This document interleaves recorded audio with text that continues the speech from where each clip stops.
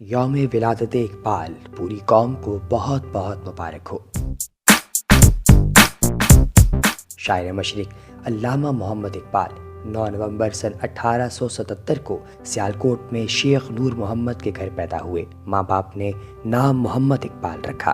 انہوں نے اپنی ابتدائی تعلیم سیالکوٹ میں ہی حاصل کی اور مشن ہائی اسکول سے میٹرک اور مرے کالج سیالکوٹ سے FA کا امتحان پاس کیا۔ شعر و شاعری کا شوق بھی آپ کو یہیں پیدا ہوا اور اس شوق کو فروغ دیتے ہوئے آپ کے ابتدائی استاد مولوی میر حسن نے آپ کو بہت زیادہ سراہا۔ لاہور کے بازار حکیمہ کے ایک مشاعرے میں انہی دنوں اقبال نے ایک غزل پڑھی جس کا ایک شعر یہ تھا: موتی سمجھ کے شان کریمی نے چن لیے، قطرے جو تھے میرے عرقِ انفعال کے۔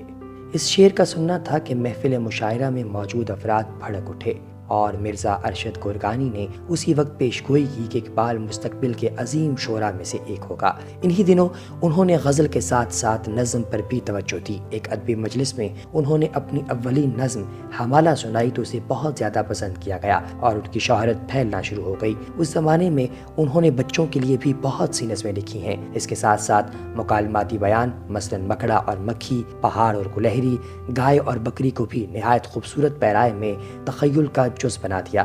کبھی بچے کی دعا کہہ گئے جو ہر اسکول کے بچے کی زبان پر ہے۔ لاہور اورینٹل کالج میں 1893 سے لے کر سن 1897 تک سر ایڈون آرنلڈ کے زیر سایہ آپ نے تعلیم حاصل کی اور اس دوران اقبال نے پہلی مرتبہ جدید فکر کا مطالعہ کیا۔ سن 1899 میں یہاں سے MA فلسفہ کیا، ساتھ ہی عربی شاعری پڑھانا شروع کی اور معاشرتی و معاشی مسائل پر اپنا قلم اٹھایا۔ یونیورسٹی آف کیمبرج سے لاء کرنے کے لیے اقبال نے 1905 میں ہندوستان چھوڑا، لیکن یہ فلسفہ ہی تھا جس نے ان کی سوچ پر غلبہ کر لیا۔ ٹرینٹی کالج میں ہیگل اور کانٹ کا مطالعہ کرنے کے بعد وہ یورپی فلسفے کے بنیادی رجحانات سے واقف ہو گئے۔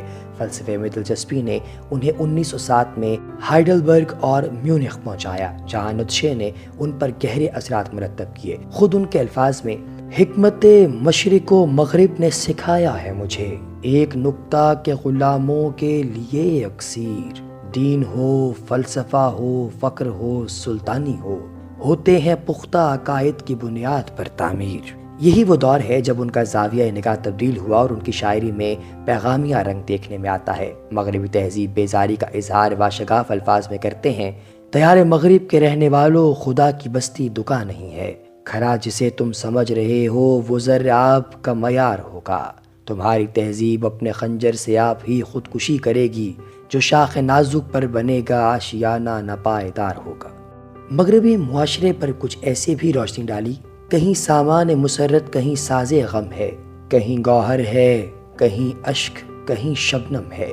اقبال نے وہیں ایران میں روحانی ترقی کے موضوع پر ایک مقالہ لکھ کر فلسفے میں ڈاکٹریٹ کی ڈگری حاصل کی۔ ایک برس بعد 1908 میں انہیں انگلستان میں لنکن ان کے مقام پر بار میں آنے کی دعوت دی گئی۔ اس برس وہ وکیل اور فلسفی بن کر ہندوستان واپس آئے۔ واپسی کے بعد جلد ہی وہ گورنمنٹ کالج لاہور میں فلسفہ پڑھانے لگے، تاہم انہیں ہندوستانیوں کے احساس غلامی کا احساس بہت زیادہ تھا۔ یہ دستور زباں بندی ہے کیسا تیری محفل میں، یہاں تو بات کرنے کو ترستی ہے زباں میری۔ اس کے علاوہ انہوں نے برطانوی راج کے محکوم ہندوستانی مسلمانوں کی حالت زار کو بیان کرنے میں گہری دلچسپی لی۔ یورپ روانگی سے قبل اقبال ایک آزاد خیال قوم پرست اور انڈین نیشنل کانگریس کے ہمدرد تھے، تاہم 1911 میں تنسیق تقسیم بنگال ہو گئی۔ پھر ان کا رجحان شاعری میں ہندوستان کے ساتھ مسلمانوں کی طرف بہت نمایاں نظر آتا ہے۔ جیسے ان کا یہ ترانہ ملاحظہ فرمائیے: چین و عرب ہمارا، ہندوستان ہمارا، مسلم ہے ہم وطن ہے سارا جہاں ہمارا، توحید کی امانت سینوں میں ہے ہمارے، آسان نہیں مٹانا نام و نشاں ہمارا۔ اب وہ اپنے نقطہ نظر میں مسلمانوں کی علیحدگی پسندی اور آل انڈیا مسلم لیگ کی حمایت کرنے والے علیحدگی کی پسند بن گئے تھے۔ 1922 میں انہیں سر کے خطاب سے نوازا گیا، تاہم اسی دور میں علامہ اقبال کا شکوہ مسلمانوں کی دل کی پکار ثابت ہوا: کیوں ضیاءکار بنوں، سود فراموش رہوں، فکر فردا نہ کروں، محو غم دوش رہوں، نالے بلبل کے سنوں اور ہمتن گوش رہوں، ہم نوا میں بھی کوئی گل ہوں کہ خاموش رہوں۔ شکوہ لکھنے پر انہیں شدید تنقید کا سامنا کرنا پڑا تو انہوں نے جواب شکوہ لکھ کر تمام نقادوں، معترضین اور ہر وہ شخص جو ان پر تنقید کر رہا تھا ان کو لاجواب کر دیا کہ دل سے جو بات نکلتی ہے اثر رکھتی ہے، دل سے جو بات نکلتی ہے اثر رکھتی ہے، پر نہیں طاقت پرواز مگر رکھتی ہے، ہم تو مائل بکرم ہیں کوئی سائل ہی نہیں، راہ دکھلائیں کسے رہبر و منزل ہی نہیں۔ 4 سال بعد 1926 میں اقبال پنجاب مجلس قانون ساز میں منتخب ہوئے اور آل انڈیا مسلم لیگ سے نزدیک تر ہو گئے۔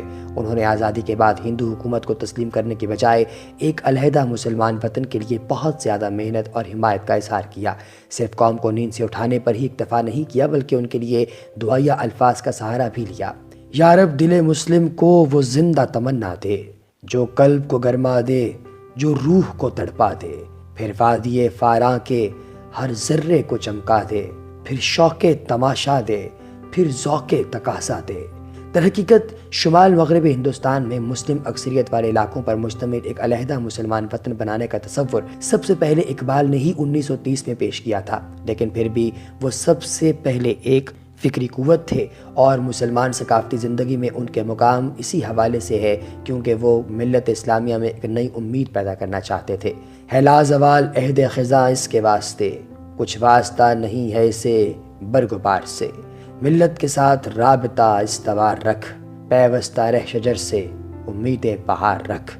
دینیات، تصوف، مشرقی و مغربی فلسفہ اور انسانیت کے مقدر کو سمجھنے اور اس کی وضاحت کرنے کے لیے فارسی، اردو شاعری کے رمزیہ اور نازک انداز کو استعمال کرنے میں اقبال کو اپنے ہم عصر مسلمان فلسفیوں میں نمایاں مقام حاصل ہے۔ وسعت میں آر پار جانے میں یہ اقبال کی اہلیت ہے جو فلسفے کو سماجی ثقافتی مسائل سے جدا کرتی ہے اور جس نے انہیں ایک فلسفی اور ثقافتی ہیرو بنایا۔ پختہ ہوتی ہے اگر مصلحت اندیش ہو عقل، عشق ہو مصلحت اندیش تو ہے خام بھی، بے خطر کود پڑا آتش نمرود میں عشق، عقل ہے محو تماشائے لب بام بھی۔ پاکستان کی آزادی سے پہلے ہی 21 اپریل سن 1938 کو علامہ اقبال انتقال کر گئے تھے، تاہم ایک عظیم شاعر اور مفکر کے طور پر قوم ہمیشہ ان کی احسان مند رہے گی۔ شاعر مشرق علامہ اقبال حساس دل و دماغ کے مالک تھے۔ آپ کی شاعری زندہ شاعری ہے جو ہمیشہ مسلمانوں کے لیے مشعل راہ بنی رہے گی۔ علامہ صاحب بہت بڑی بات انتہائی آسانی سے کہہ جاتے تھے، نہ وہ عشق میں رہیں گرمیاں، نہ وہ حسن میں رہیں شوخیاں، نہ وہ غزنوی میں تڑپ رہی، نہ وہ غم ہے زلف ایاز میں، جو میں سر بسجتا ہوا کبھی تو زمین سے آنے لگی صدا، تیرا دل تو ہے صنم آشنا، تجھے کیا ملے گا نماز میں۔ یہی وجہ ہے کہ کلام اقبال دنیا کے ہر حصے میں پڑھا جاتا ہے اور مسلمانان عالم اسے بڑی عقیدت کے ساتھ زیر مطالعہ رکھتے ہیں اور ان کے فلسفے کو سمجھتے ہیں۔ علامہ اقبال انسانی خودی کے قائل تھے، جب ہی وہ کئی جگہ کہتے ہیں، اپنے من میں ڈوب کر پا جا سراغ زندگی، تو اگر میرا نہیں بنتا نہ بن اپنا تو بن۔ خودی ہی وہ عنصر ہے جو انسانوں کو اسرار شہنشاہی سکھاتی ہے۔ علامہ اقبال کہتے ہیں، بس یہی ہے ساقی متاع فقیر، اس سے فقیری میں ہوں میں امیر۔ اور پھر فرمایا، میرا طریق امیری نہیں فقیری ہے، خودی نہ بیچ غریبی میں نام پیدا کر۔ اور اس دور میں مسلم امہ میں موجود مایوسی کے باوجود وہ روشن مستقبل کے توقعات کا اظہار ان الفاظ میں کرتے تھے، نہیں ہے نا امید اقبال اپنی کشت ویراں سے، ذرا نم ہو تو یہ مٹی بڑی زرخیز